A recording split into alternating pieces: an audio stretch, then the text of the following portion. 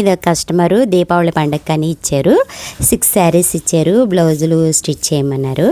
ఈ మేడంతో మనం ఇలాంటి మేడంలు ఉన్నారంటే మనం టైలరింగ్ చేసేవాళ్ళు ఇంకా స్టిచ్చింగ్ చేయాలన్న ఇంట్రెస్ట్ ఉంటుంది. ఎందుకంటే లైనింగ్లు, పాల్స్లు మొత్తం మెటీరియల్ అంతా శారీస్తో పాటేనే ఇచ్చేస్తారు.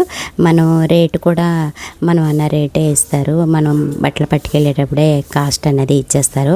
ఒక కస్టమర్ ఉంటారు, స్టిచ్ చేసిన బట్టలు పట్టుకెళ్తారు, కానీ అమౌంట్ అడిగితే 2 రోజుల్లో ఇస్తామంటారు. మళ్ళీ కనిపించినప్పుడు అడిగితే మీ డబ్బుల గురించి మేమేం ఊరు వదిలి పారిపోం అన్న రకంగా ఉంటారు.